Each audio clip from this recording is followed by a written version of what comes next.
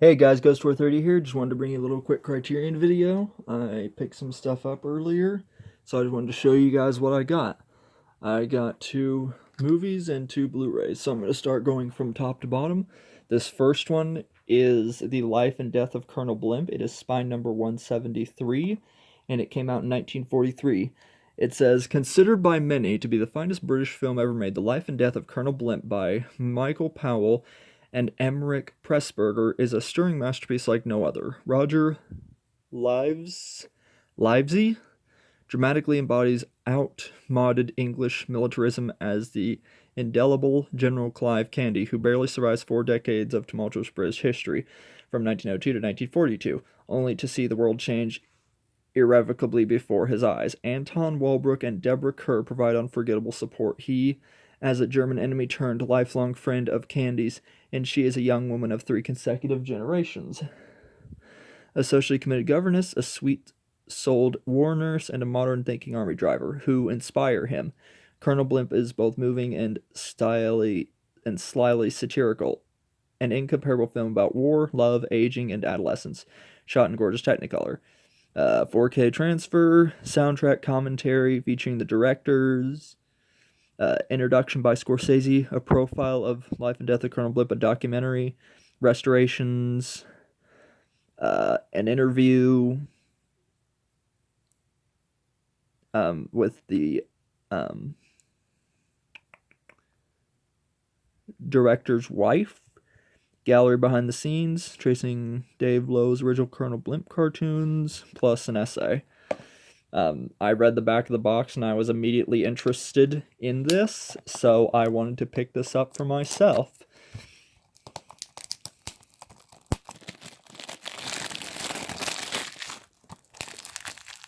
Gotta get this packaging off.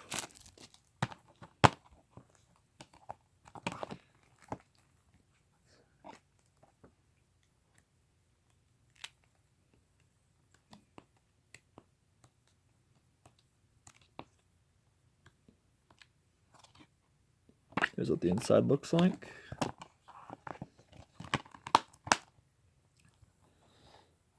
This is on the Criterion app. This next one is I Want to Hold Your Hand by Steven Spielberg. It is spine number 967, and this is like the other Beatles movie that I showed you guys, A Hard Day's Night. On February 9th, 1964, the Beatles made their first live appearance on American television on The Ed Sullivan Show, ratcheting up the frenzy of the fan base whose ecstatic devotion to the band heralded an explosive new wave of youth culture. I Want to Hold Your Hand looks back on that fateful weekend following 6 New Jersey teenagers, each with a different reason to want to see the Fabulous Four, on a madcap mission to Manhattan to meet the band and score tickets to the show. With this rollicking first feature, director Robert Zemeckis and co-writer Bob Gale established themselves as filmmaking team per excellence, adept at mining America's cultural memory of comedy and adventure with a winning mixture of sweet nostalgia and playful irreverence. Transfers, conversations between the directors and executive producer Steven Spielberg, new interviews with the actors, audio commentary, and 2 short films, radio spots, and essay.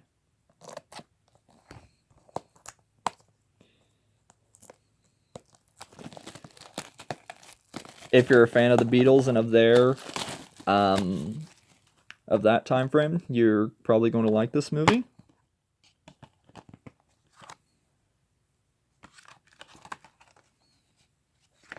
The essay's in here. Anyway, that's this one. Our next one is one of the 2 DVDs I picked up. This is A Matter of Life and Death by, it came out in 1946, and it is spine number 939.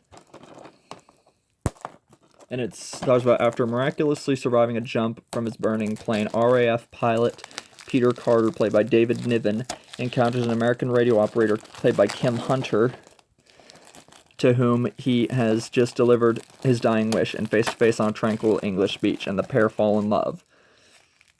When a messenger from the hereafter arrives to correct the bureaucratic error that spared his life, David must mount a fierce defense for his right to stay on Earth, paired by production designer Alfred Jung, I hope I pronounced that right, and cinematographer Jack Cardiff as a rich Technicolor Eden, climbing a wide staircase to stand trial in a starkly beautiful black and white modernist afterlife intended to smooth tensions between wartime allies Britain and America. Michael Powell and Ermic Pressburger's richly humanistic matter of life and death transverses time and space to make a case for the transcendent value of love. Digital transfers, interview with filmmaker Martin Scorsese, audio commentaries,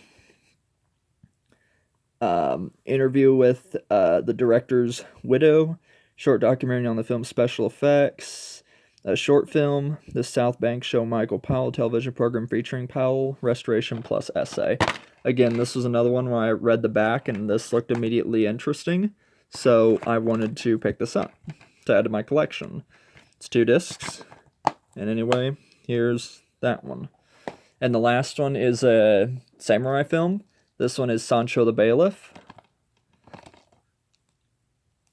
directed by Kenji Mizoguchi. This is spine number 386, and it came out in 1954.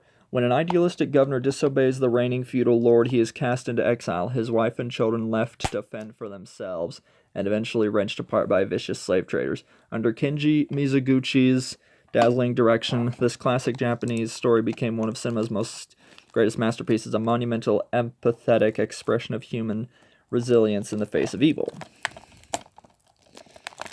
I have not seen this one before, so this will be a new addition to my collection. I want to say this one is on the Criterion app as well. I don't know if A Matter of Life or Death is, or I Want to Hold Your Hand, but I know 2 out of these are for sure. And here's the inside. The essay's in here.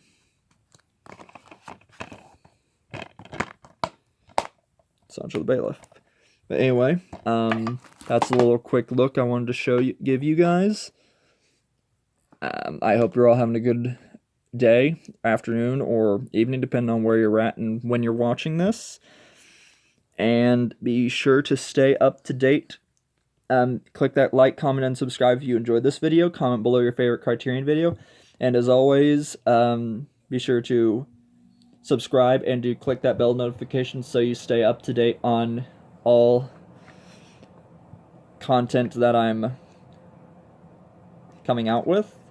And until then, I will see you guys next time with another video. I got some more Criterion movies on order from eBay and the Criterion website. They should be here in a couple weeks, and so I'll do an unboxing and show you guys those. Until then, take care. I will see you guys next time, and peace.